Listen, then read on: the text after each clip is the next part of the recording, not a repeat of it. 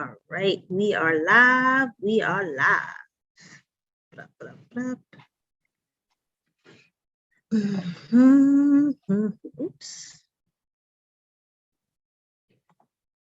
All right, I'm about to record in 3, 2, 1.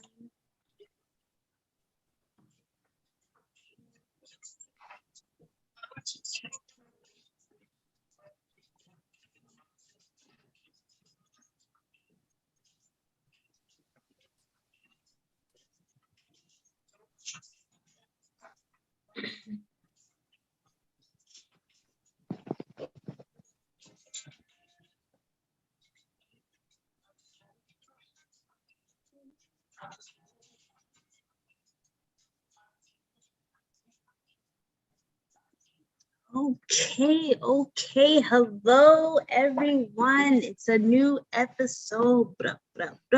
Things I wish I knew about money podcast. I'm your host, Kamille Smith.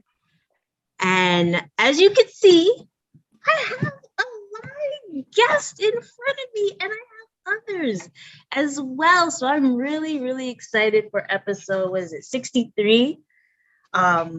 So big up yourselves. Before I start, I just want to mention a couple things. I want to say happy birthday to Andre. This is birthday the other day. So big up himself, big up. Hold on, let me get my little soundboard. Usual. Just bear with me. Right. And then I just wanted to have a fun episode. Because it's Black History Month, everyone's serious and things, but nah, we want to have some fun, and I thought, what's a great way to have fun is talking about dating and relationships. So, mind you, I'm single.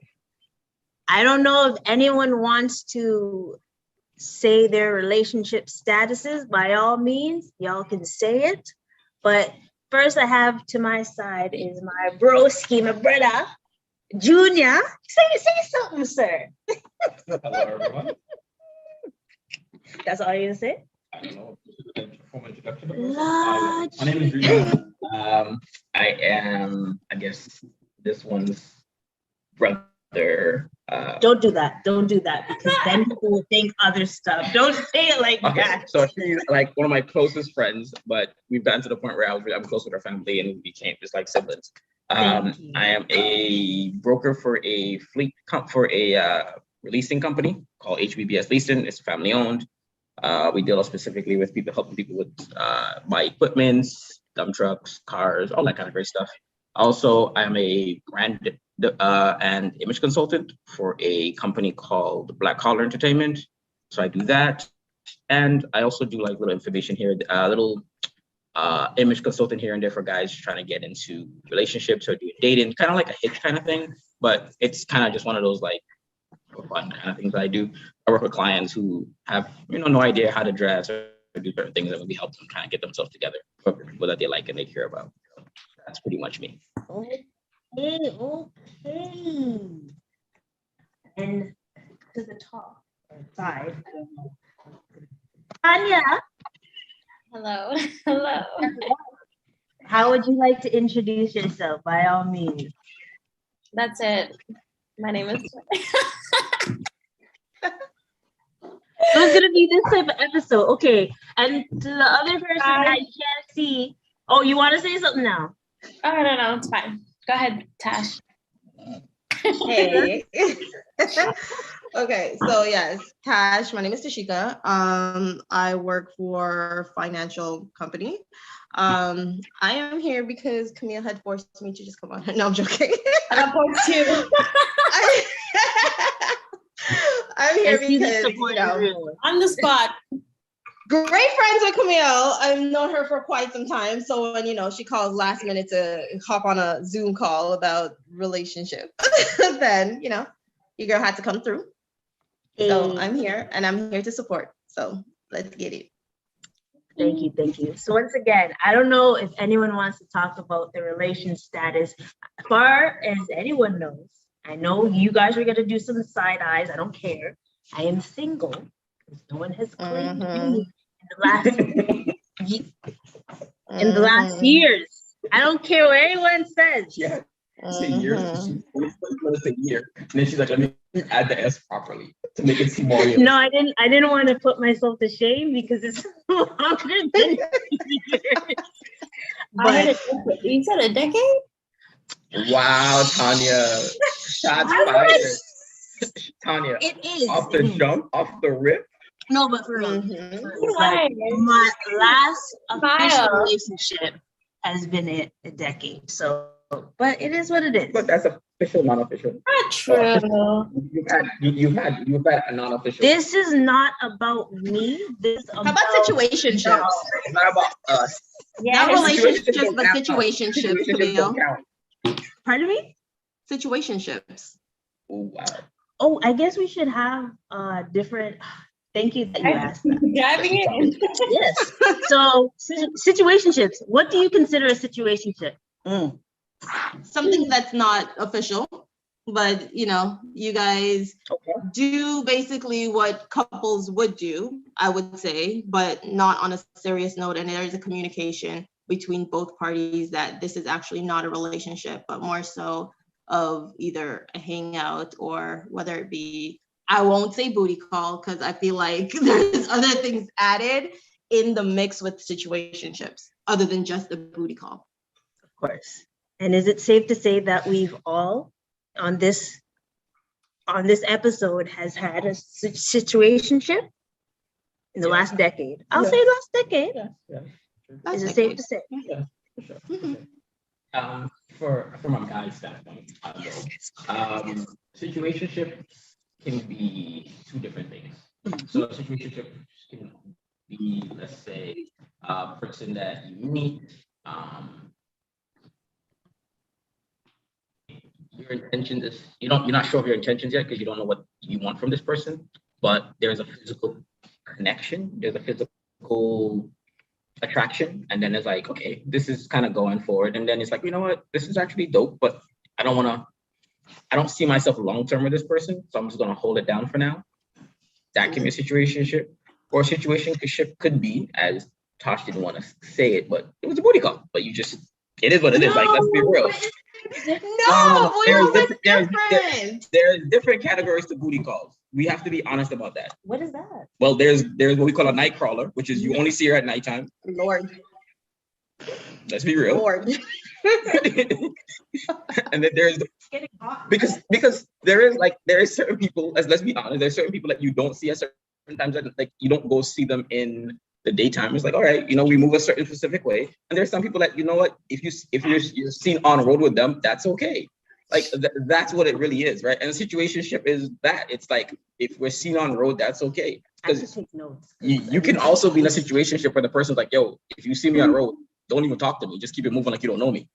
Dopey butt. Jeez. That's what that is. I'm saying, like because all a situationship is not a real relationship. Now, it can't really be defined in a specific manner always, but that's exactly what it is. And we just have to be real about it. Like, that is what it is. We can't sit back and be like, oh, well, that's it. Tanya, go ahead. Yeah. No, I agree. But like, also too, it's like sometimes one party is thinking one thing and the other party thinks like, okay, But yeah. that's not a situationship. That is, That's just bad communication. That's just bad communication. bad communication is like the root of situationships. I think. Sorry, go ahead, Tosh. Go ahead. I feel like if both parties have a mutual agreement of what that situationship entails, then it shouldn't be a problem. I feel like it's bad communication if one party is taking it serious or wants something else from that situationship but has not communicated that, or if they have and the person's shut it down and they don't have maybe enough self-esteem to just step away and walk away before getting hurt. Yeah, I do agree with That's that, just because I do believe that sometimes, and like even like previous experiences or stories I've heard of people, like you'll have a situation where you meet a person, you're cool, you guys don't see eye to eye in a situation. For example, they may want 4 kids, 5 kids, whatever. You guys may not have the same goals in life. and that conversation is had, but it's hard to walk away because both of you guys are like, well, I've already invested some time into this, and then it turns into a situationship, right? It's those kind of situations are a little bit different. Or if it's like the guy's like, yo, I'm not looking for anything serious, and the girl's like, yeah, me too in the beginning, or vice versa. The guy's like, me too. One of the parties are saying, I'm not serious. The other one is like, I am not serious either. And then halfway through, the other one person changes up the whole dichotomy of the relationship, and then someone's stuck like, oh wow, so yeah, and then it looks a little awkward there. True. Did I mention this? I agree with everything that you three said. I guess I've been in a situation like that in a sense. But we said booty call, situationship. Is there any other levels or types? I think it's the next situation will probably be like an actual relationship. Yeah. Like you Wait, have to. So there isn't different levels? Of what, a situationship? Not a situation, but of like relationships? Yeah. Well, there is. There's but different types. well, there is, but I think that is based upon, and Tosh, you could tell me, and Tanya, if you, well, TNT, I should call you guys as a joke, but you guys can tell me like if you guys think so from a female standpoint. But I think like as you get older, relationship that changes. So like when you're younger, you date for fun. It's like, oh, I want to have fun and get to know people and blah blah blah blah. Some people start off a little bit younger and they know what they want. And then as you get older, you start dating with a little bit more intention. Like, At okay. what age? Yeah. That depends. It depends on the maturity level. I think for guys, it's when they're in their 30s. It's in their 30s, like 32, 33, 34. I think you start being a little more intentional about that. And I think for women, it's maybe around 28, 27. Because a lot of women start going, especially if they want kids, they start looking at themselves like, okay, so what's popping? Especially if they're one of those people. Sorry, go ahead. Yeah, body clock and stuff. Yeah, body clock and stuff. And sometimes it's like, I don't want to be one of those people that like is a baby. Like, I don't want to have a kid with someone that I don't see myself long term with. So it's like some people are a little bit more intentional with that. So I say around 27, 28, you'll see women be a little bit more intentional. Like, hey, I need to make sure that I'm really looking for specific things within a partner. That's. Wait, did you say the levels, the different types? I just think it's time period. I just think it's a time period of when you're dating. I don't think levels become as you're dating. You go from like the honeymoon stage to the we're settling stage. Then the next stage is, oh my God, what are we doing?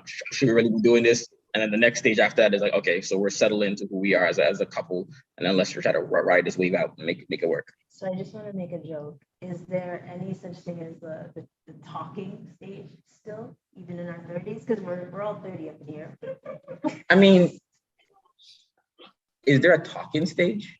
That's like the beginning, when you go ahead. I think it differs. There's a difference, right? I feel like if somebody's been in a relationship for, let's say they've got into a relationship at the age of 18, right? And now they're like 35 and got out of a relationship, a very long-term relationship. Maybe they're married or whatever the case may be. This person is now single. I feel like they have to relearn how to get back into the dating pool, right? So that there is going to have to be a talking phase for that particular person. There is no way that somebody that hops out of a 13-year marriage or whatever the case may be and say, okay, well, I'm now going to go ahead and talk to this person, or, you know what I mean? I don't think they just jump right back into a relationship after coming out of such a committed relationship. A lot of people do, but not saying that it's a good thing. It's not a bad thing either. You got to just know who you are. It's different. It could take me a year to get over somebody, and it could take 2 months for you to get over somebody. So I guess it just kind of depends. No, I'm not saying it's not literal. I'm just saying. Wait, I have a question on that though, right? Because this is where I think I've had arguments with my friends, and I'll put the disclaimer: most of my friends are females. So that's another conversation for another time. But one of the things that I've come to realize is that we say we've gotten over a person, but we never truly get over someone. No, we may emotionally let go of certain things, but we don't truly don't truly like, you can't just say like, because here's the problem. When people say you get over a person, getting over a person means like, it's like, oh, okay, whatever, I'm done with it. Because one of the things that I think a lot of people do is when they leave a relationship, they leave the relationship looking at all the bad in the relationship and not looking at what they've learned and the good things, that the qualities that they say, hey, I really want this and with that. So you're not really getting over the person. You're just letting go of the emotional tie to that person, but you're still keeping the things that you learned. It's like a lesson you've gone through in life.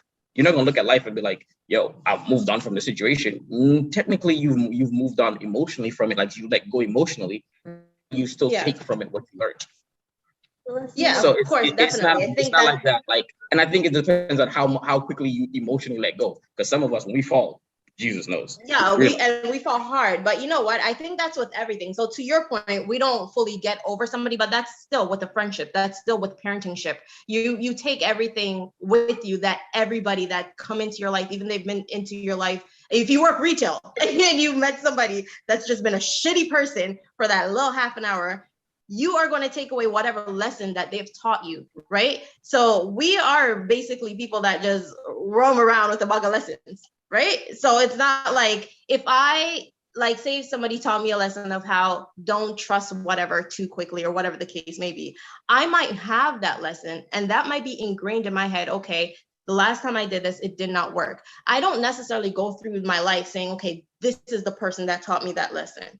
I have the lesson and I know what it is. And I know how to go through life navigating because of that lesson. But I don't necessarily go back to say, okay, well, who taught me this lesson? Okay, true. True. And now I wanna have the big question. When it comes to just starting to date someone, who pays for the first date? Oh, let the women go first. Let the women go first. Yeah, the person who initiated the date, like asked, the person should pay. All right, so hold on, pause, because I'm gonna ask. Have you ever asked for a date? Have you initiated a date before, Tanya or Tasheika? Nope. I don't think so. So how dare you two say that? But listen, I have no problem paying, like going Dutch or whatever. But like I'm just saying, like if, and I have no problem being the person to pay if we do go out on a date with, say, person. But if someone asks me out, like I feel like they should be the one paying if they initiated the date. Okay, so here's my personal stance. Wait, Tasheika, did you answer? Because you said nope, that you have never initiated a date. No, I've never initiated the date, but it's just I don't have a problem paying for maybe like the second date or even like splitting, but I just feel like because even with my friends, like if I'm saying, yo, let's roll to the movies, I'm paying because I'm telling you to come out of your house, get ready, get dressed, and come with me somewhere. So it's just like, okay. Yeah. Let me pay. That's true. Okay. For me personally, I believe on a first date, you go Dutch. Here's why I say that. There's no pressure on any party, right? And I also believe that on a first date, it does not need to be, and I tell this to a couple of my clients too, I say, it does not need to be anything extravagant. You can have a cup of coffee and sit and talk and just get to know each other a little bit first before there's financially, you're like, oh, look.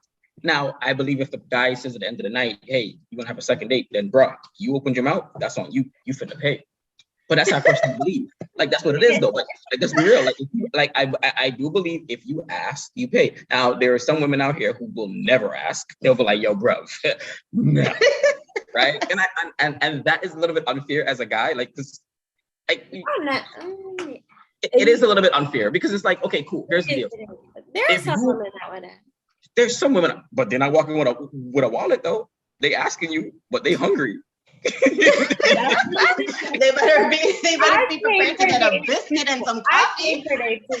So I've actually know someone that they've never like on a date, like they've never had to not pay for a date, and I was like, no. Seriously, male or male, and I'm like, come on. Okay, so as a guy, I can honestly say on 70% of my dates I've paid. Have paid for you? No, I've paid. Oh. No, you should not know. Now, okay, I will also say this though. This is in Toronto. In New York, it was a little bit different. Okay, what's the difference with some of the girls in New York will pay? Not the freaking show I've been watching. That's the shows you watch from the young bucks. You know the one I know from where I'm from. If they see you and they're like, "Yo, let's go chill," they'll buy you a drink. Like they'll be cool enough to buy you a drink and hang out with you. It does because sometimes people have that notion. It's like I think as you get older, things change. When you're younger, you look at life like, "Yo, you know, I gotta pay for this or do whatever the case may be." Because as a guy, when you're younger, you try to show off like you have money because you want a girl to like you. Like because that's what you feel like it takes for a girl to like you. Instead of you being like, "Yo, you know what's really good? Like just let her like me for who I am." And as you get older, you start realizing, "Yo, if with or without money, if you have money or not, like if she don't like you, she don't like you. If she likes you, she likes you." So you got to then make that decision of what you're going to do. But personally, I feel like first dates should be Dutch, and also it should be something a little bit not as expensive, just something that you both can enjoy. Simple. There's no pressure in that situation, and then from there you make a decision based on it. But within the first 5 dates, I would suggest, ladies, just pay for the guy once, one time. So make him feel nice. Make him feel nice one time. Don't wait until like to Junior's point. To Junior's point, I feel like, especially if you are dating and if you're dating multiple people, like the date should not be extravagant. I'm just saying, people go out there and they dip their little toes in a bunch of waters. So that's all I'm saying. So if you are dating and you decide that you want to date multiple people, like the dates should not be extravagant. You shouldn't be going out to these restaurants and paying $200 for a plate. It should be like a picnic or, you know. I have a question. I have a question. I have 2 questions. Yes. I need to ask the ladies. 2 questions I need to ask the ladies. But before I make that, I'm gonna make a slight comment. Okay. Yep. The comment I'm gonna make is that I wholeheartedly believe so. And to the guys out there, I would like to give a public service announcement. Please stop trying to be who you're not. A lot of men go out there try to spend money to impress women. If a girl likes you, bro, I don't care how much money you have in your pocket or not, she will mess with you. If not, I'm sorry, but significant. And like you have to have like I'm not you have to, it's not about how much money they make, it's what she's trying to get. You say thank you, Tanya. I'm not talking about the amount of money, but I'm saying on the date though. Don't try, like for example, I know guys who go on dates and they will spend more than they actually can, that they're budgeted for. And they're looking for rent money, and that's not cool. You should not spend rent money just to show up. And I understand that women are beautiful creatures and all that great stuff and all of that. And you know, a night with a lady is amazing. I don't know how inappropriate I'm allowed to be on this. So I'm trying to be appropriate properly. And I understand, you know, pokies the jump off, but bro, people need to stop. But wait, Tanya. Here's my question. Don't forget the question. My question I need to ask is this. On a date, do you believe as a female, all 3 of you, that you should have a respectful number in your head of what I'm going to order? For example, if you go on a date and you see on the menu. Okay, go ahead. Tanya laughed. So Tanya, go ahead. Go Tanya, go. Yo, no, go. I don't try to order. I'm not one of those that tries to order the most expensive thing on the menu. No. Tanya looking at the salad. That is also an next question. Like, sorry, Tosh, go first. Tosh, I need to hear your answer because I love your commentary so far. No. So my thing is, I don't eat meat. So if I do go to a restaurant, I am going to order the shrimp or lobster.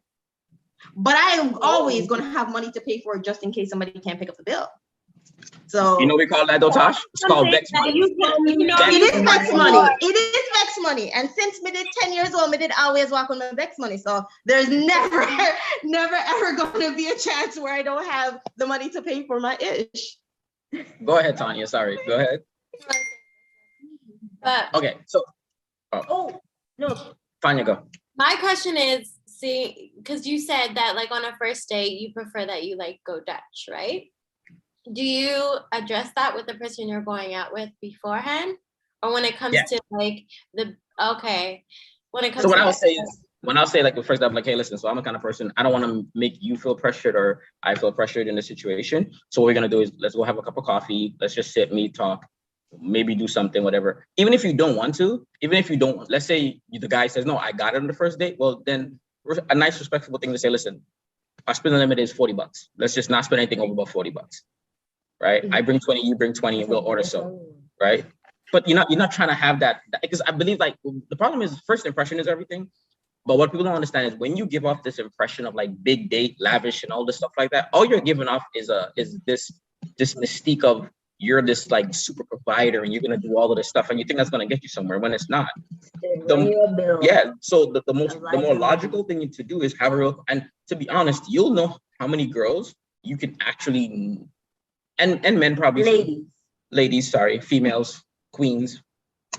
How many people that you would actually be able to weed out? Because some people be like, nah, I'm good. Because their intention really isn't to get to know you.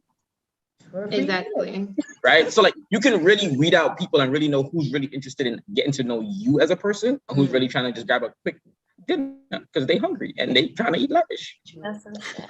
Maybe and you know what too, to your point, Junior, is like there's a lot of girls that do go and they look at social media and they see all these dates and they see all of this good stuff that people present, which is not their real life. And so their expectation is, okay, this guy is going to take me on a first date and it is going to be lavish, right? And I just feel like men nowadays feel like they need to live up to the standards of social media and just be out there spending off all their money. And it's just like, even if you had a girl that was just like, okay, you know what, I don't really care about all this lavish thing, I don't care about, you're going to miss that opportunity. You're going to miss that opportunity because the only thing that's on your mind is to put on a facade. It's not real. It's not. And if it's not real from the jump, it's just like, how do you start off something that's on like lies? I don't get it. And I feel like that's what's happening a lot nowadays. And I feel like it's because of the gram. I know people are like, it's not because of the gram, but I feel like it's because of Instagram and social media and everybody needs to look like they're rich, but not really. I think the problem we have also is that people have taken what they see and believe that, not understanding that there's people, for example, I've dealt with clients. So I have some clients. These guys are making $200,000-$300,000 a year, right? And you'll speak to them and you'll be like, yo, your first date, what did you do with the girl? And you're expecting them to say something crazy. Like, I picked her up to do this and did that and did that. And they're like, yo, we went and had coffee. And I'm like, why? And he's like, because I want to know if you like me for me. And I kind of have this belief. And I say this a lot to people and people look at me like I'm crazy when I say this, but I always believe, and this is for women, a lot of guys are going to look at me and be like, why are you saying that? But I really don't care. But I kind of feel like a lot of guys, if a guy is out here and he's trying to go ham on the first date, he's perpetrating the fraud because he's not trying to get you to like him. It's more, his self-esteem is low. Like me personally, I don't need you to like me for what I got.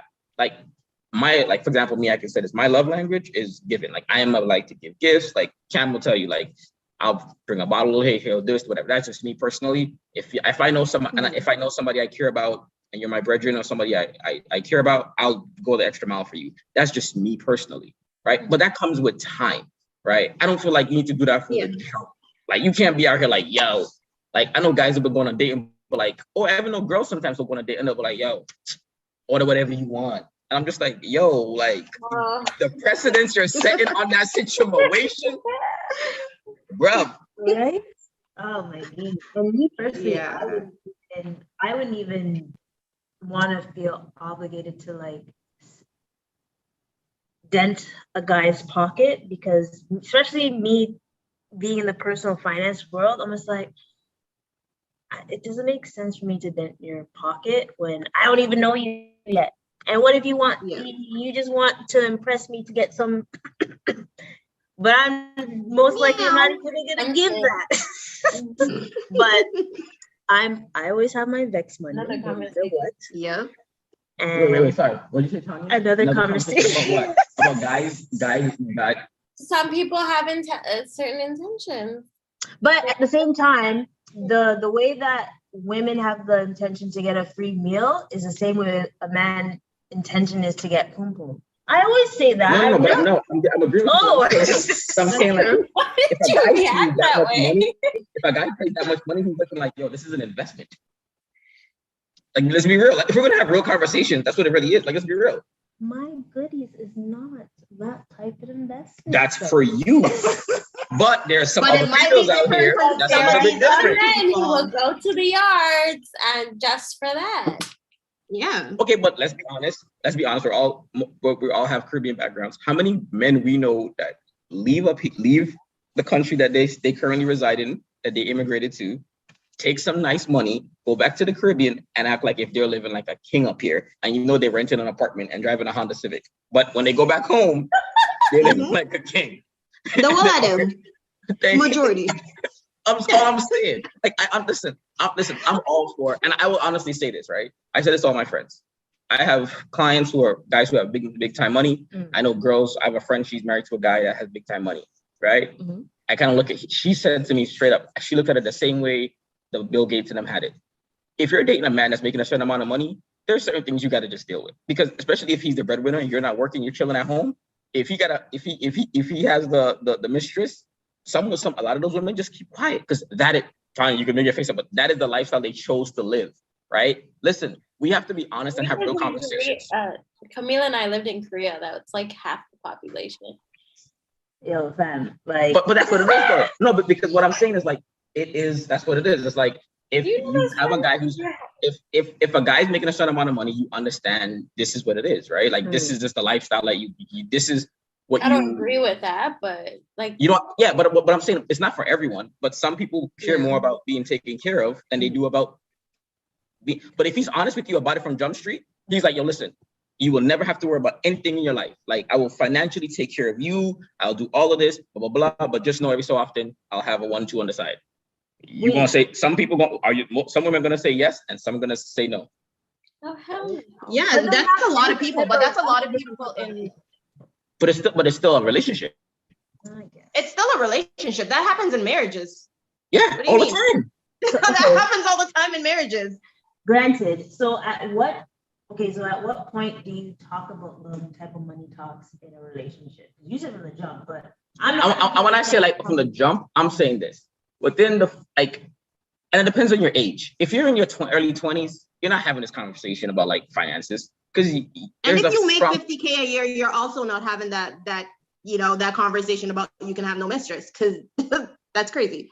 You can't have no mistress and be paid. Yeah. Go ahead, nobody's splitting the mortgage with you and you got a side chick. Right? No one's doing that. Exactly. Like, I just think if you're not getting married tomorrow, you don't right? need to have a conversation.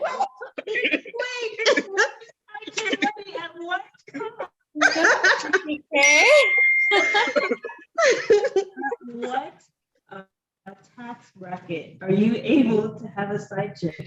You got to be in the upper 3.5%. I'm saying like you gotta have like a certain amount of money, whereas like a Birkin bag can be bought and it's not a big deal for you. So you're saying let's just say 100K. No, 100K is like 100K. No, absolutely not. 100K is like absolutely not. No, you cannot make 100K and say it's okay for you to go have a mistress. No, sir. No. How much does McDonald's pay? No, that's not happening. And now Amazon is trying to give you so much money and pay for tuition. Absolutely not. No. Now if you making 400,000 and up. No, Junior, no. 400,000? Do you see the prices for houses? Absolutely not. No. Okay, but what I'm saying is, at 400,000, you need to take inflation into consideration. You need to take inflation into consideration. First of all, okay, so then how about this? There's a reason How about this? or a tax bracket for cheating. Half a mil, Tosh? No, you can't even. Where can you buy a house for $500,000? Wait, but that's their annual income. That's your annual income. But if you can't buy things 10 times, you can't afford it. So okay, so you're saying $5 million a year. At $5 million a year, Tasha, that's you can have a mistress, not on my watch, not in my relationship, but other people's relationship. That is where they should be aiming for. That is where. No, you should not be cheating in general. Wait, no, it shouldn't happen, but it already does. side chick and cheating are two different things. Let's be. It is. It is. Because you can It you can actually say to your partner, Wait, stop. Side chick and cheating is two different things. Yes. No, it's if you have an open relationship. No, because an open relationship means both parties get to do what they want to do. That's not a situation. A side chick is a side chick, as So, in you and her know. open It's an and and what arrangement. about the people that have multiple wives? Is that cheating? That's No, hard for that. It's Exactly. but that's not the same thing. That's not the same Exactly. thing. That's it the same is. thing. Except you're not married to one. It's just a mistress. Yeah. We just gave it a ghetto term, I side chick. wouldn't say. But let's be okay. Let's be straight. It's called a mistress. You're allowed to have a mistress. When you have 500K. No, 5 million. She said. No. 5 million Annually. Mill. It's the $5 mill. million It's not annually. no. $5 No. million a annually. year? Yeah, you gotta be making that much Yes. money for that. And that's why we leave all that bullshit to the That's like ballers the celebrities and all of them other people. Okay. You can't cheat on me, bro. No. Wow. So what about? Okay, interesting. So the money talks. When do we So talk I about say money? so it's like I was saying before, it's age. But like in your 20s, if you're in your 20s, you're not really having a conversation about finances unless you're like from certain demographic, like we're like religion or whatever the case may be, or maybe you want a person just want to get married early. You guys can have a conversation. But I think when you get into like your 30s and stuff like that, and now it's time to kind of start having those conversations, I'm thinking if you're having intentional conversations about, hey, I'm looking to get married and this and that and that and this, then I'm saying you have it early. Like I'm not saying early within the first 10. I'm saying between 5 and 10 days. Yeah, Days? you have that conversation. Once you decided whether you're A few months in. Sorry? I just think it doesn't have to happen right away. The conversation, like Yeah, unless but you can wait, plan on marrying. but 5 dates in how often you and the person go on a date, right? That's you guys like go you on a date going once on a a week. date. So you're saying Yeah. 5 dates in, you should already have the topic of finances? No, I'm not saying that. But what I'm saying is that you guys should have a conversation of intent. So, for example, if you're saying to the person, hey, intention, this is what I want, this is what I don't want, I am and all all this here different, to put numbers and stuff. Like that's not necessary. right? And then after you have all those conversations, then after you had that conversation, somewhere within that conversation, you got to have, hey, what's your intention? Like, you want to live together? You guys, if you want to get a home, and then you have to have that real conversation. And I'll give a friend information, like his situation. Met his wife, I met his girlfriend. Everything was amazing, and then he found out that her credit score was horrendous, and then they were unable to get the house that they wanted because he couldn't qualify, right? But he never spoke to her about it until it was too late. So that is a conversation that needs to be had. And people always saying, "Well, wait until later on," but it's like, why? Like, what's really good? Then you're into now you're emotionally attached, and now you're like, nah. But sometimes you gotta do that. You gotta do certain things nowadays as you get older. In a time period where you can cut ties and boogie, because you can't just Exactly. sit around all the time. Because ain't no way I'm going on no 5th date with somebody that's on welfare. It's just not happening. But transition, sorry, yeah, Tosh, I'm with you. But you said transition and courting, like no transition from like going on casual dates to like yeah, but you should know within the first 3 dates if you really the person or not. If it takes you more than 3 dates to figure out I want to go, then you just Walk away. Yeah, like y'all in a situation. Yeah. You got at a certain age, you know, like, yo, this person is the one for me or they're not for me. Yeah. And then you gotta just be like, yo, because you're dating with intention. You're not dating to just be like, oh, well, maybe he's okay. Oh, well, this is potential. No, you're dating with intention. This is what I want, and this is what I'm dating for. Yeah, I agree. I think financially though, especially, and I say this within like the Caribbean and Black community, we're really afraid to have those conversations. Where I've been around people from other cultures, yo, they have that conversation quick. They don't play. They be like, yo, bruv, what's good? What's really good with your finances? Because, like, to be honest, and this is the truth, a lot of people get into relationships with people and don't know. So you'll get into a relationship with a person, you don't know if they have student debt, if they have what's owed, any of those things, and then you're stuck in a situation where now you're having to help take care of a person to get them out of debt, to say you guys can even have a beginning to say, okay, let's buy our first home together or do whatever the case may be. Now you're behind the 8 ball because now you don't even have the money for a down payment. Like we're not having we're not thinking about those things. Sorry, go ahead. I feel that's true too, and I feel like that's something that people need to get into more. And I feel like because you have people like Kamille that have her podcast and all that other stuff, it's teaching people to be like, hey, this is something that's very important.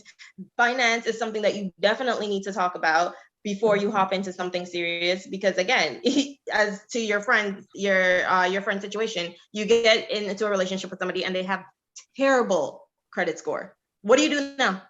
What do you do now? Now you have to help them, right? So it's just like, no, communication is key, and part of that communication needs to be finance. And I will also say this to a lot of people.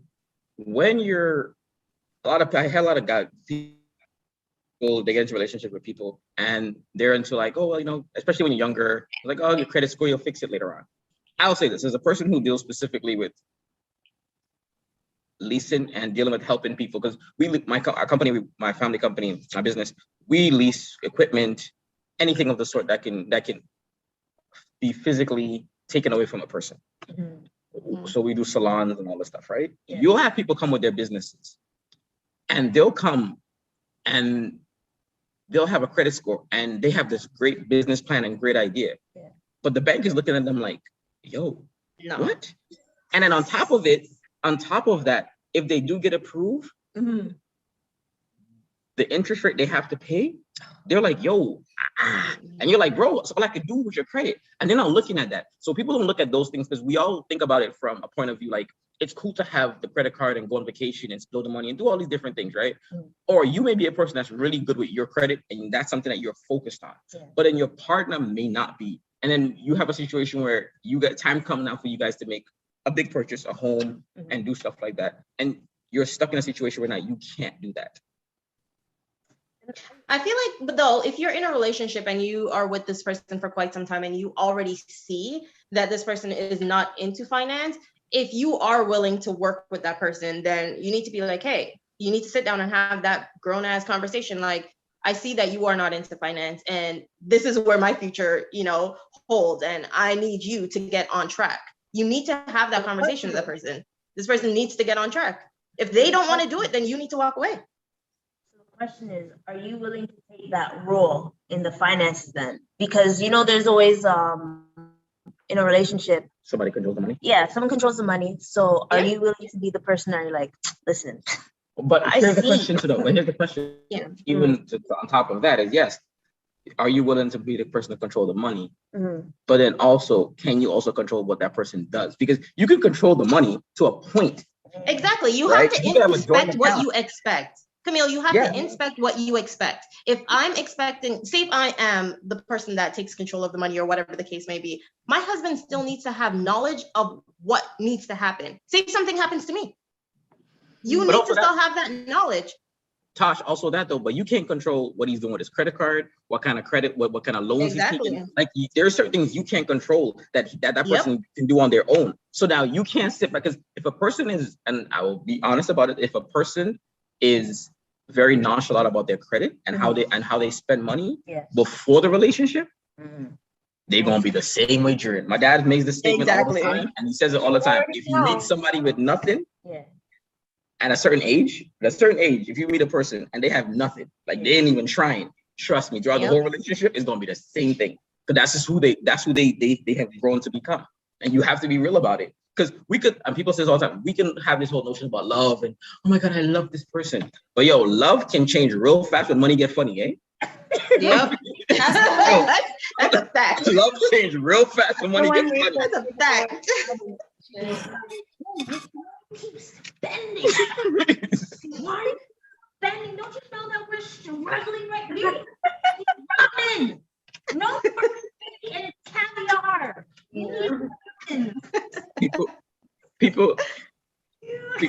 People have notions of like what it's. I think you have notions of what it's gonna be like when you first start, right? So is there a checklist that you need?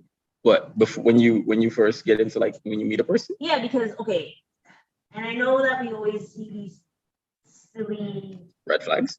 Not red flags, like on IG and all that. Oh yeah. Oh, ideal relationship. Person, but you don't even make sense. Thank you. Thank you. Like, Tasheika, thank you very much. I know I'm gonna get back to this, but I don't see the point of you expecting someone making like $5 million and I don't even make like 100,000. What? Exactly. What? So I will say this, right? Unless I want to be that sugar baby. So if there's any Oh my gosh. Stop it. But it's not even about that either. It's other than the $1 million or whatever, people's expectations of other people is absolutely ridiculous nowadays because they can't even get over childhood trauma. Do you have a therapist? Like, why are you trying to, what's happening? Tosh, thank you so much for what you just said. Because I will say this, and I will admit it clearly on live. I don't care. I see a therapist, right? Yeah. And I do it on purpose, and it's intentional because my thing is that you can't go through life carrying baggage. You have to at some point in time know how to unpack it for yourself. Hold on. In our community, we look down upon someone going to therapy when it's something that we need to change the outlook on, because we honestly need to have the conversation with people. And I'm saying this is not just only women, guys too, but a lot of people actually need to have everybody. Definitely. Yes. Because we walk into relationships with so much baggage, and we don't even have the ability to even handle the stuff from our childhood before we even deal with what we went through in our relationships. I agree. Exactly. And then you can like subconsciously project that onto your partner and sabotage your They do, and that's a regular thing. People project all the time. They don't even know they're projecting. Yeah. So it's just like, yeah. And people have this thing like, go ahead, sorry. No, go ahead.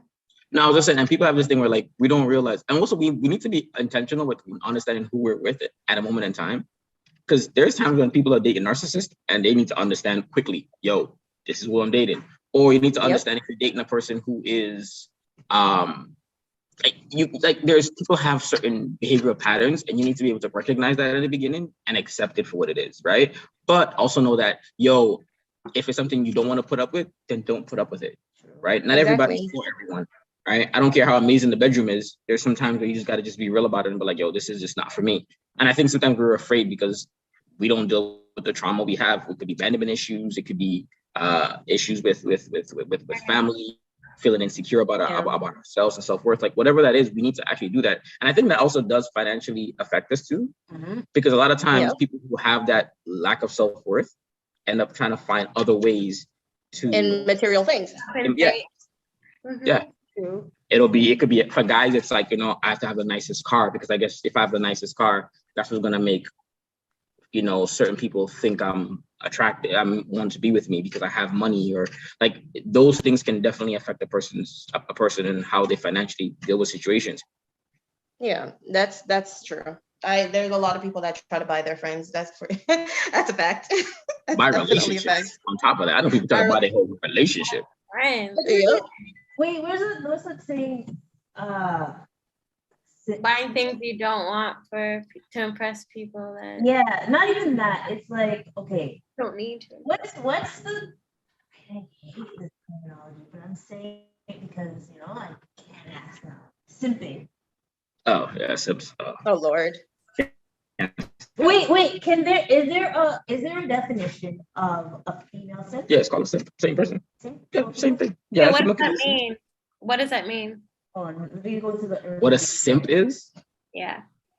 Is a person who fawns over a person who kind of really doesn't really want them or care for them. Like you do anything just to have that person to want you. That's so sad. Is it only for people that are not in a relationship with the person? Or can a person in a relationship be simping on their loved one? Yeah, you can. I think you can. Really? I thought it was people that weren't in a relationship. Because if I'm in a relationship with somebody. Wait. Here's a definition. Here's someone who does way too much for a person they were like. Yeah. For they like, but what if they love them? Okay. No. But there's levels to this. Even in a relationship, right? If the guy is doing everything and you're not doing nothing, he's simping because he's just happy to be with you, and you just there taking.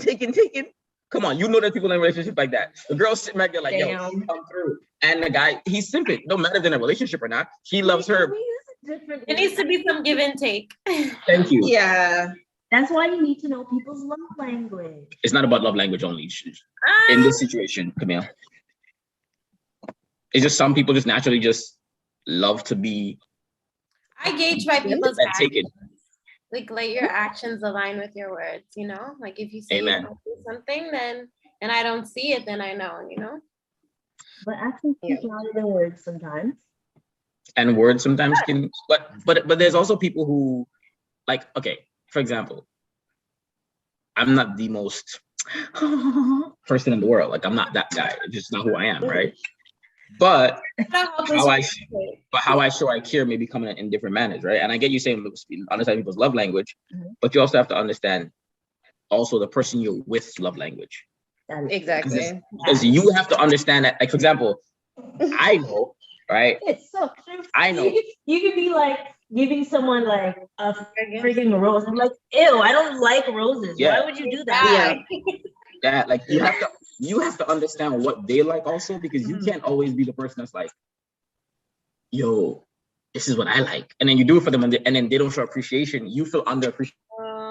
Exactly. Conversations need to be right, like straight up. Yes, communication. This is true, but some people don't even know their own love language really. That's why they need therapy. And the people that don't know themselves should not be in a relationship. You know, it's like that saying people say, you need to really work on yourself before you get into a relationship. What's wrong saying that? Time out. That's dope. But you know yourself outside of a relationship. Do you know yourself inside of a relationship? How you gonna work on something that you got inside a involved relationship with that particular person? Because everybody's different. Everybody's different. And this is the thing with whole my love language. Yes, your love language is okay, but I feel like it's very selfish for people to be like, but it's my love language. True. And not take into consideration the other person, their spouse's, the spouse's love language. It's like, okay, well, sometimes it's a give and take. When it comes to communication, right? But what if the person's like, all of them are mine? I'm like, come on. No one has all of them as their love language. Yeah, no. No. They would prefer all, but like there's obviously ones that are more dominant. Like I like quality time, you know, physical touch. Those are my That's funny because I haven't seen you in a long time. But I saw you like a few. But you're right, Tanya, because mine is the same way. So for example, mine would be like, you know, given, and then would be quality time, right? Touching and all that would be a little bit down for me, right? Yeah. And people also have to understand, because I know one of the things people say is like, and women have used this too, it's like, yeah, touching and it's like bedroom talk. I'll make immediately. It's like, yo, that's not the kind of touch we're talking about. It just means like they want to be like this. Like it's not like I'm just being honest. I want to sit on the couch and put my foot on you. That's still touching. Yeah, I want to put my foot on you. Yeah, some people be like, my love language. I'm like, no, you're just a nymph. Like, this Junior. That's okay. Oh my God. What? Why can't we have real conversations? Like it's the same conversation we have about like, you know, like there's like out there right now you have half the women who pretend, like, which is I've seen in relationships where you see a lot of women, they're like, no, they do pretend. It's like their man has to always come be like, hey babe, it was just like always have to come to get some. Oh Lord. Here's an issue I used to have. Come again. Wait, what? Hold on. Let me explain. I said there is times when on relationships, like the lady wants the guy to like always be the one to initiate sex. But what if you like say, you need a massage, you know? That's no. We're not 5 years old. We're not 5. You're not 5. It needs to be a conversation. Like, why can't you initiate it? But go buy some lingerie. Sit on the lap. But a massage is initiating. No, it's not initiated. No. No. Because okay, so what if the one day comes when all you really want is a regular massage? Yeah, see if all you get is and then the guy's like, oh, this you're is gonna be mad. Yeah, and then you're like, no, you gotta then initiate. He's gonna turn around and be like, learn how to communicate. What do you want? Word. Like exactly. So like even ladies. just because you want a massage to get into some intimate moments, we have to communicate. And I have to do better next time I have a relationship. That's the truth. Because I will say this. As a guy, it depends on the kind of guy you're dating, true. But as a guy, me personally, I can speak for myself and maybe a couple people that I know. There's times when you want your girl to look at you and sometimes be a little bit rude and vulgar with it. Just be like, yo, babe, come blow my back out. Like, sometimes you like to hear stuff like that. No, I'm real honest. Like, yo, it's me where the lady was lifting up the dude on the counter. He's like, no. That's something with a masculinity. Oh, No, you can be aggressive in a feminine way and not demasculate me by picking me up. It's like, wait, and I'll ask this question. I'm asking this question. The first time you guys have sex, who should initiate? It should be me. Tanya, Tanya's face got mad big. I said, it should be mutual consent. Like, you should suss out the vibe, you know? Mutual? I believe it should be the female, always. okay. So you can have consent? Yes. Because I'm gonna say this to you. From the first date, he already went ready to blow your back out. So it's when you're ready. So it's fair to say, ladies. Oh no, I shouldn't say that. No, maybe because I'm willing to hit doesn't mean that I'm gonna do it immediately. I'm just saying, a guy goes on a date with a girl because he's attracted to her, and he sees her. It's the physical attraction. Men are not like women, so it's physical for us. It's that sight. So we know we that's what we want. So in that case of the matter, we know already that this is someone we would like to sleep with. So we know it's now on you to be like, yo, restaurant open for service or not. Like, I just believe that, because I believe that's the right way to go about it, though. If you initiate it and you say, yo, I'm ready, then it takes all the pressure off the guy, right? Because you don't got to come and always got to try kissing your neck. And then he's like, and I'll say this, women, I understand you guys have never really had to deal with this often, but rejection is a son of a bitch. Not that often. Not that. If any girl right now could go in her phone and send up a mass text and said, I'm trying to get some dick, I promise you she'll have at least 10 guys text her back immediately, like, on the way. No. Yeah. I believe that. And the only reason why I will agree with a woman initiating it, not so much initiating it, but just communicating that she is ready for that level. Like, that should be already communicated, though. Like, if she's ready for the next step, right? But how do you communicate that? Oh, yeah. I don't know. Maybe watch something. I don't know. Whatever your thing is. Whatever. No, but you can't just say watch something. What you have to actually do is actually let that person know in a manner like that way. Because what are you gonna? Yeah, because what do you? I mean, yeah. If you're doing footsie and you put your hand on a person's private, then it's like, okay, we here. Yeah. But you have to do that. You can't just be sitting here and let the guy come. No, and don't do that. No. But you really want it, because this can be very troublesome for people. Temptation. Yeah, I feel like that's just kiddish. That's very childish. If you're no, and the whole covering the face when it's time to have sex, like it's childish. It's childish. Yes. That needs to be thrown out the window. Yes, we need to get to a point in time where we need to stop with the games. Like, you need to know what you want in a situation and deal with it, right?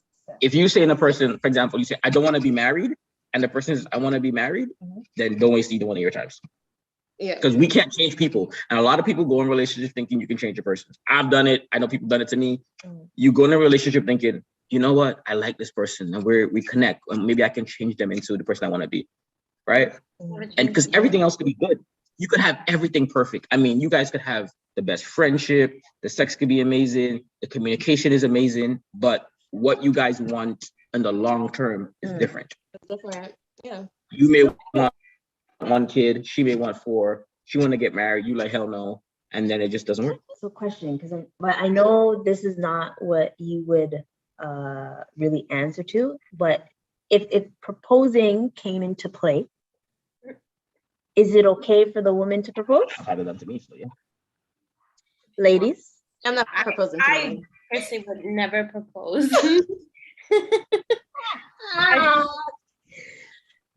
I honestly feel like this.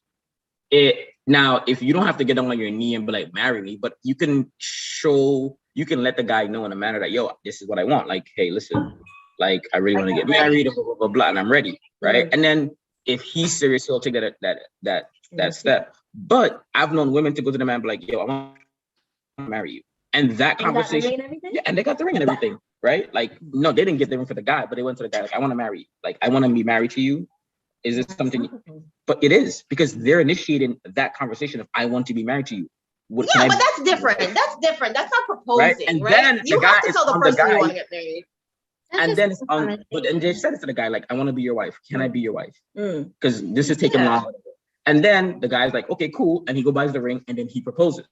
But it's still, she's the one that proposed, because she initiated that conversation. She's the one that did it. And it doesn't have to be like the get the ring on the knee thing and do all that. That's not all necessary. And that, to me too, also, people, stop spending all your big money on that and huge ass weddings that you don't need. Like, let's be real. Yes. Oh my God, preach. Because honestly, I'm tired. I'm tired of these $100,000 wedding and you still live in your parents' basement. Like, I know. On top of that, I'm not paying $300 for a plate of food. For a party for other people. It's just not happening. It's not happening. Nope. For weddings too, because I think it's absolutely ridiculous.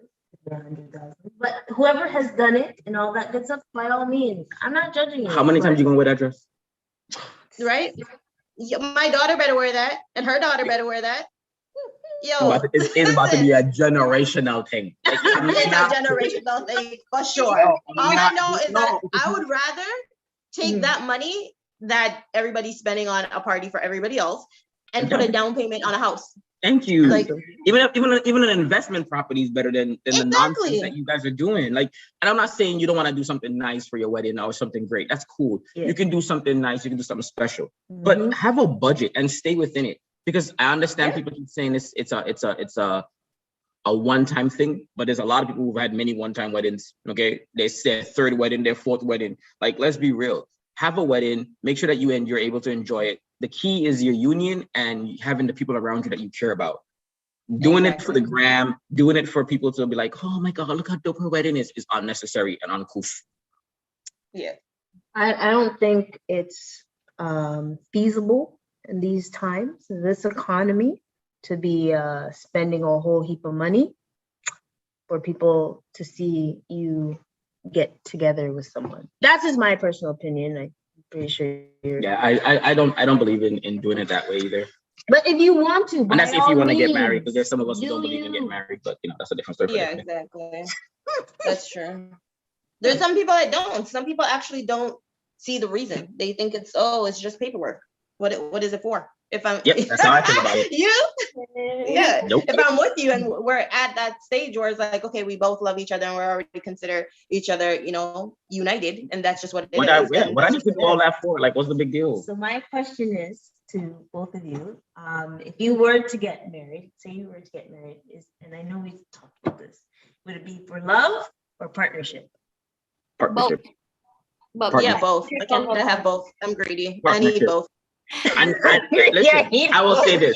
I can say this all the time, and I'll be honest about it. Love depends how you look at it. No, because at the end of the day, if you meet a person, you like them, you respect them, you trust them, you can grow to love them. It turns into love and partnership. But if you got married because you love a person, good luck with that one, boo-boo. You can have both. You can have both, because I feel like you can have both, because one turns into both. You can love someone and then build an empire, like that. Yes. Yeah, and I feel like your partnership.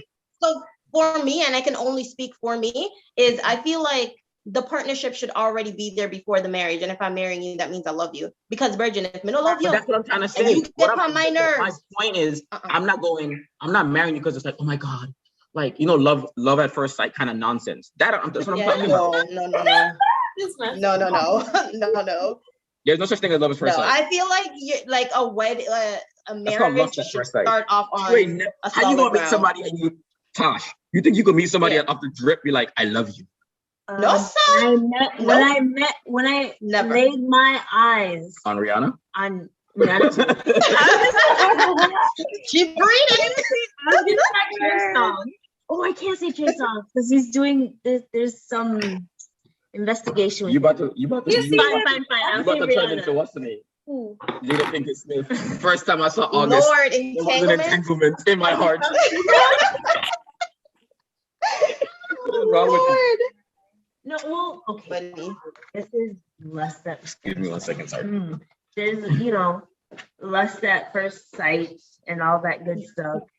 There's lust at first sight, but I don't know about love at first sight. I don't believe in that. You haven't spoken to the person. You don't know this person. How do you know they love them? How do you know you love them? You don't know their characteristics. Doesn't Nothing. mean it's love. I think it could be lust disguised as love. Like you think you're in love and you realize that it's just you were lusting for somebody. Yeah. I think that's what that is. But before, we get into like an hour and a half and all that good stuff. Oh my gosh. What are three, or I'll say two things you would like in a relationship that you'll have in the future or currently have, because no one claimed their relationship status. What are the two things with like finances you wish for you and your partner to deal with? I'll ask you. Tash, you go first. Okay, so finance base. I would say I need my partner to want to know about the finances, to take it serious, to it not to be something that falls to the wayside, but more so that they are invested in their finances. Yeah. And I would also say that for my future partner, I do not want them spending just like on foolishness, coming home with a frigging $40,000 car without communicating that. You know what I mean? True. So are you saying that you won't be controlling their money, but you want to have a healthy discussion about decisions that are happening in the household, basically? Yeah, definitely decisions that are happening in the household. That's a fact, because both your monies are going in whatever your household. And I feel like everybody needs to have different bank accounts. So I have my own bank account. He has his own bank accounts. We have a bank account together. They can't have 3 accounts. Your account? I think it should be 4. 4. Let's hear the 4. Yeah, I think it should be 4, because I feel like you need one for you. He needs one for him. You guys need one for the household bills, all of that stuff. And you also need another one for saving. And I don't believe that your saving one should be the one that the bills and all of that come out of. True. And I feel like with that 4th one, with the savings, that in order for you to pull out any money, it should be that both parties will have to be there to make any kind of withdrawal. Yes. Agree. I totally agree with that. And Tanya, your 2 things that you like with your partner, future partner, current partner, whichever you have. You didn't disclose anything. You guys like pretty much spot on touched on it about the different bank accounts. And number 1 is communication. Number 1 is absolute communication, like open transparency, talking about these conversations up front, what you're spending. Yeah, because you want to have a house together. But like, I don't think, and I don't know, Tosh, you're in a relationship, like marriage. When do you think like that conversation should be? Oh, my bad. Sorry, girl. I mean, you're in a relationship. Sorry. So like, when does that conversation need to be said? Like, I just feel like unless you're gonna be like it's years in, and then like you're actually gonna get a house together. I feel like that, like there's certain conversations that don't need to be said, like kept between you, until you're like actually like say, well, this is a partnership. Like we're gonna get a house together. Like when should I feel like that should be a conversation, huh? You think over a year? That type of conversation? Oh, like I feel like when do you have it? When do you have it? Like a year? I feel like it depends on the person. If it's just like, are you dating? Are you serious with that person? If you feel like you're serious with that person and you guys have lived together previously. I don't know if if you rent, I wouldn't go just jumping into a home ownership with somebody that I've never lived with on a rental terms. Because listen, we might live together and you might be like the dirtiest person I've ever met in my entire life. And it's like, okay, I can't do this, So maybe it should be on a rental terms unless one person already owns their home and it's just like, okay, well, let's live together first and see how that works before we jump in to go purchase a house together. True. Common law shit before. True, because the common law is similar as like a life partner, right? Yeah. Wait, Tanya, did you say two things or you just said one? I said communication and I said the separate bank accounts. Like eventually when you're like serious. What else? What about damn it, I had one more question. Credit scores? Credit. Did we talk about that? I would eventually. Is it okay to know their credit score? Yeah. Well, like yes. medium, yeah, why not? Like, yes. When you're ready to go purchase, yeah. I need to know your credit score. if you are below that, below 700. 700. If you're below 700, 5, that's a problem. If you're calling to 500, it's a problem. Yeah.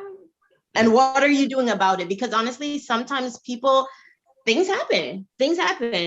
Their mama might have put their name in a house when they were younger. You don't know, like they have student debt. You never know what happened. So I think it is a conversation. It is imperative that somebody has that conversation of why their credit score is that way and what they are doing to make it better. Towards building it, True. Because if you're not working towards building it back, then should you guys really be in a relationship? Exactly. What about if they don't even know what it is? They don't even know what it is. They're just like, I've never had a credit card in my life, because I remember being younger and saying, yo, I want to purchase a house, have the money. And they're like, yo, you don't exist.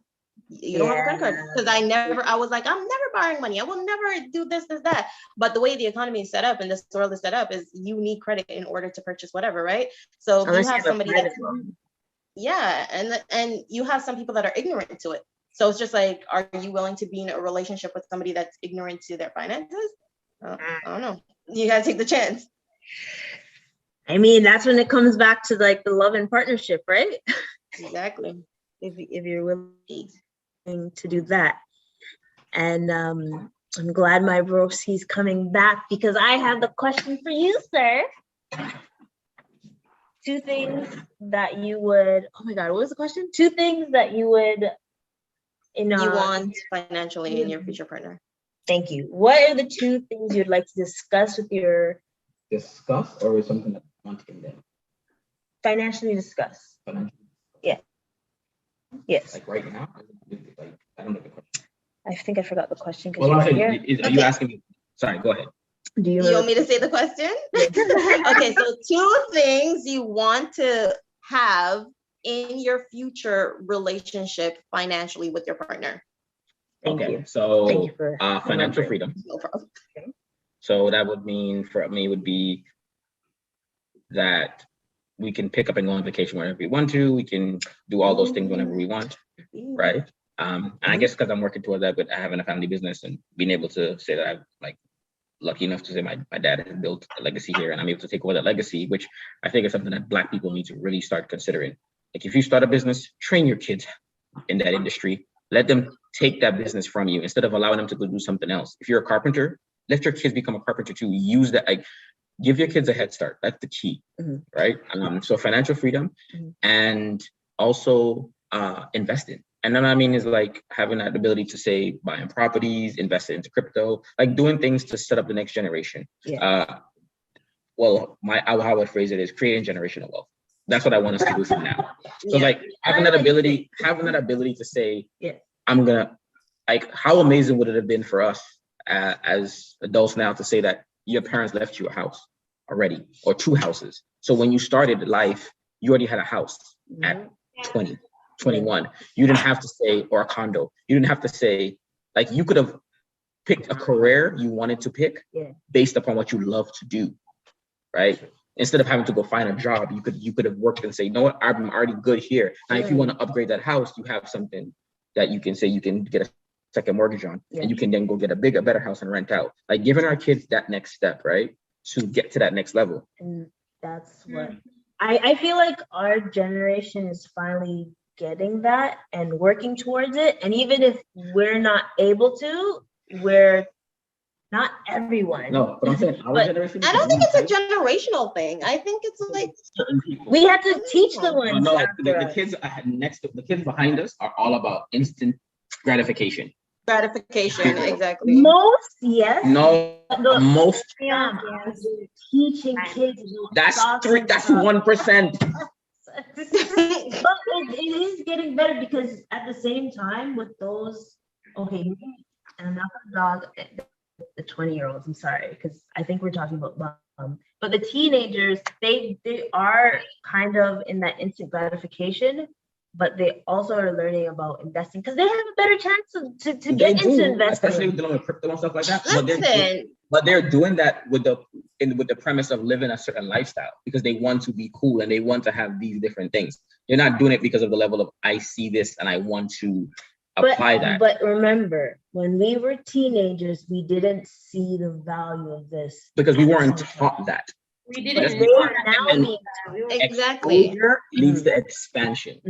Exposure leads to expansion. We didn't have the internet. We didn't have YouTube. We didn't have. Well, passing that basically down to your future children. Yeah, we didn't. But we didn't have these things, right? But these things are stuff that if we had, we would have moved differently. These kids nowadays have it. They don't move that way. That's what I think that's some of them. Some of them do. You have little 16-year-olds that are millionaires. That's on YouTube.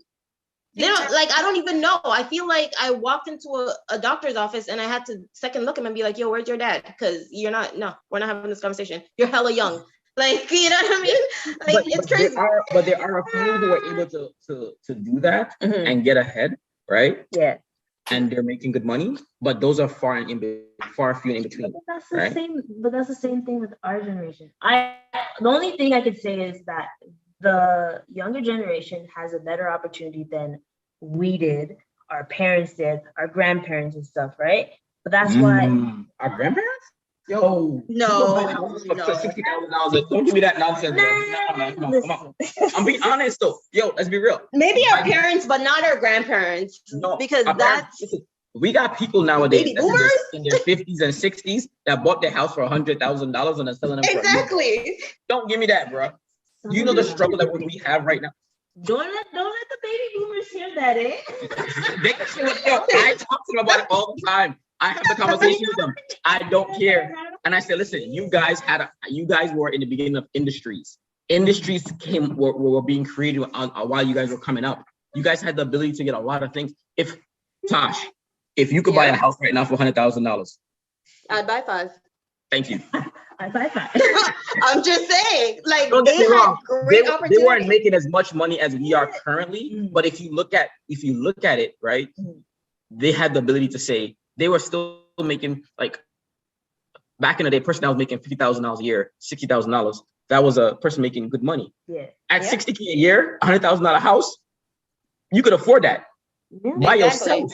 No, I understand. Right? But it's so now some people are getting married nowadays because it's not because they want to, it's because they need to buy a house together. I can't afford it myself. I'm not saying wrong with that. Like $1 million house without dual income now. You cannot get a house without dual income now. Yo, it's almost to that point. It's true. It's almost there. It's almost there. Nah, man. I mean, let's be real. Let's be real. On an average, most people unless right now. Unless you get help from your parents, like shit. Yeah, for the down payment, true. That's the truth, right? But let's be real though. If you don't have parents that can help you with that, yo, you are fresh. Yeah. Like if you don't have parents helping you with that, then what are you doing? You selling ass? No, I'm joking. I'm just joking. I'm just kidding. Sugar daddy or sugar mama. Oh Lord. More ladies that will give money out. Yes, there will be. See, But you gonna have to lift a wig or two, maybe move one, two teeth. There's some things you're gonna have to do for that money. So Ain't no money comes through. Like, people need to stop with this whole sugar mama, sugar daddy. He just wants me to You need have a to conversation. stop it. You're gonna be giving out a whole lot of sugar. Stop it. A sugarless. Sugarless daddy or mama. There's no such thing as a sugarless daddy or mama. Is it Splenda It's like Daddy? a What about tooth fairy. Splenda Daddy? Can we have Splenda Daddy? Yeah, Splendid Daddy is like the tooth fairy. It does not exist. I'm done. Get the hell out of here. Okay, this You need to stop, Kamille. There's no one, sorry, there's no one giving anything. There's nothing in this world that's for free. No one is Exactly. giving anything out for free. I'm not giving you Nope. millions of dollars for you to smile at me.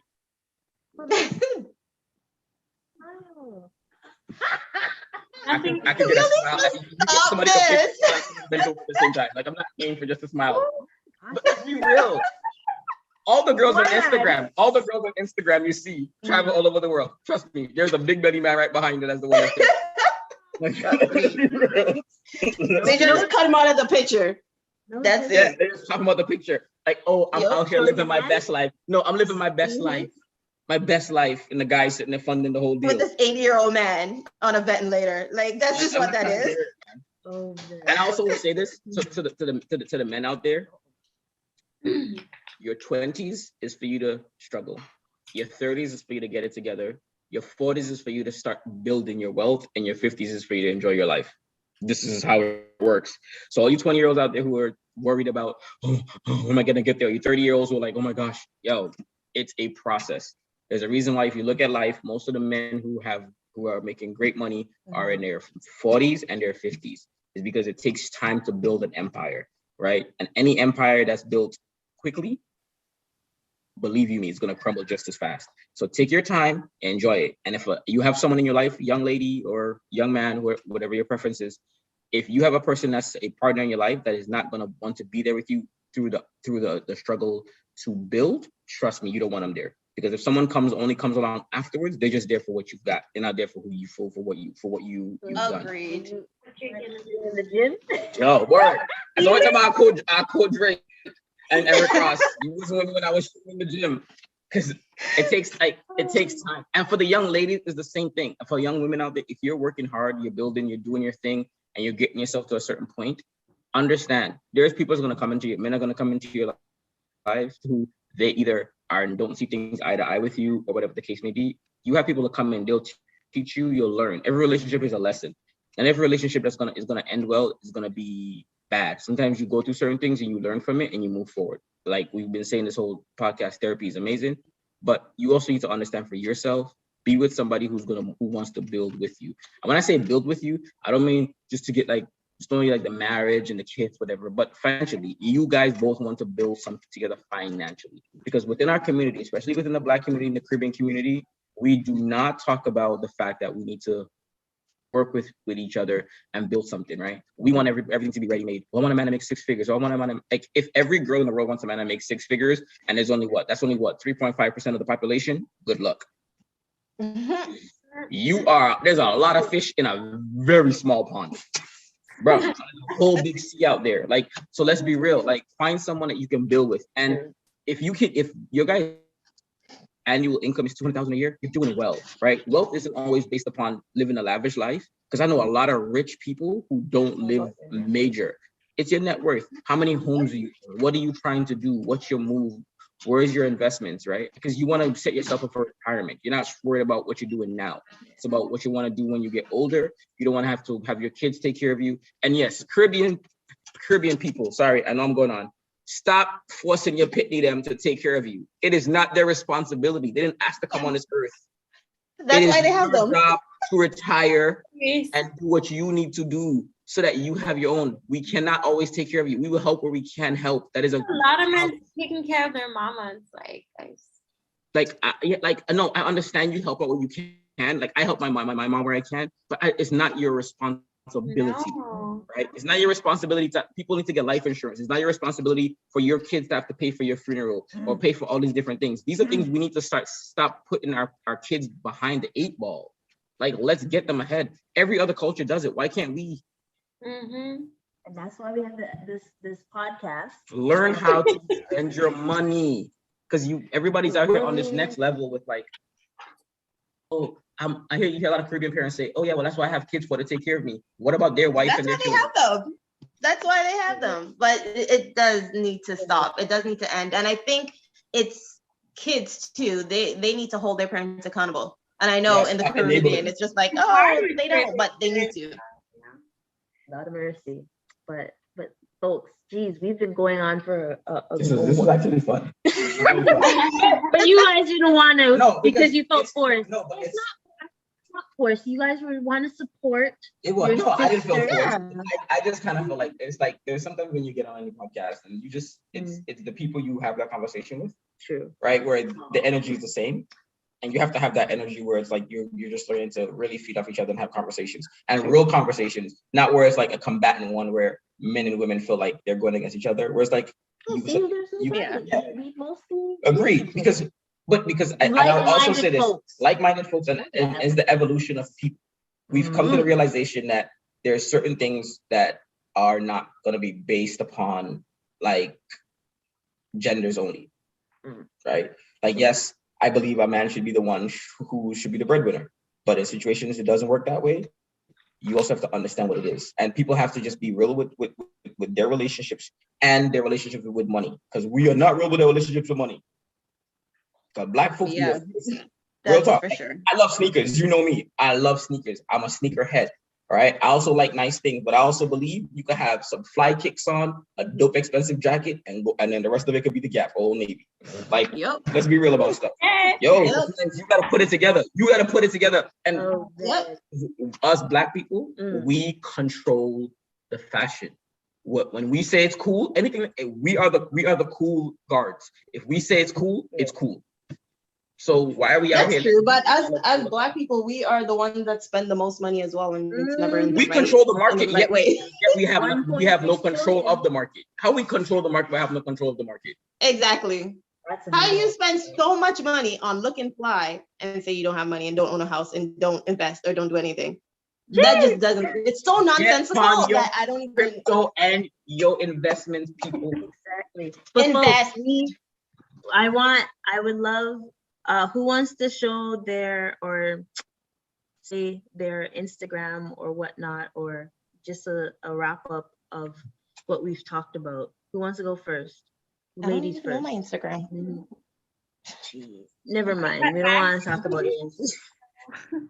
Yeah, my Instagram's kind of private. All right, no one wants to say their Instagram. Cool. No, I literally don't know it. Drawing account. Am I ever on Instagram? I don't know it.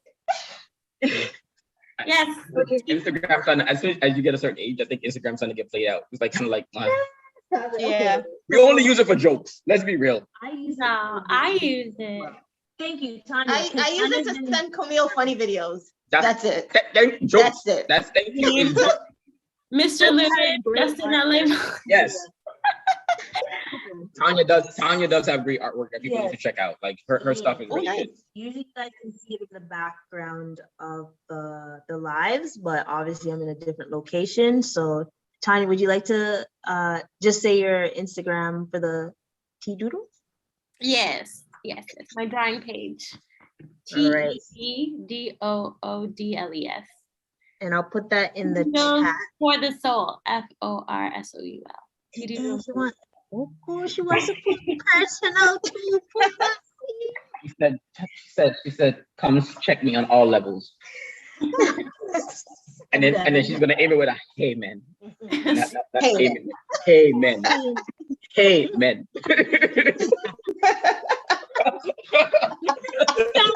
Oh my God. You gotta say anything before we wrap up. She's nothing? Sir?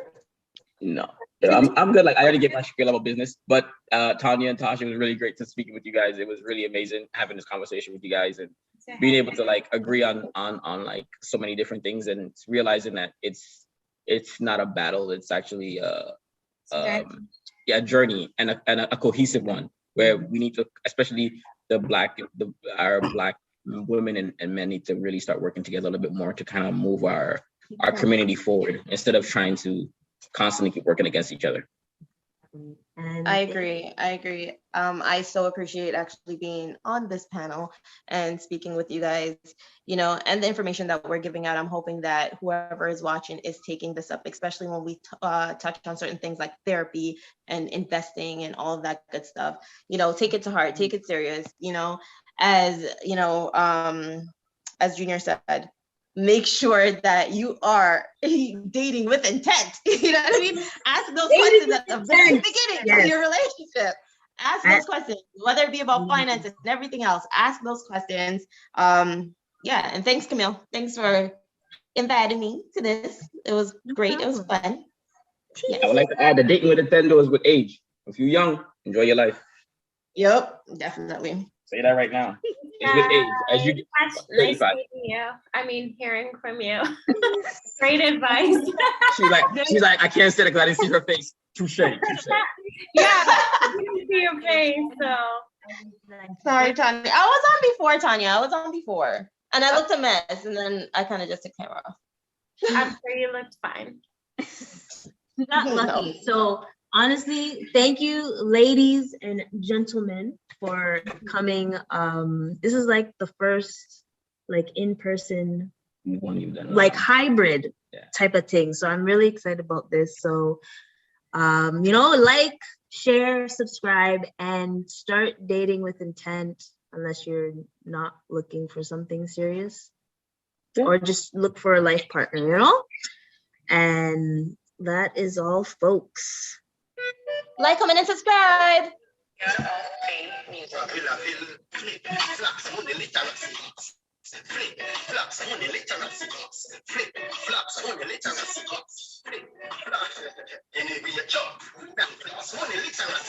Fitness in our blood because we're working for your cause too.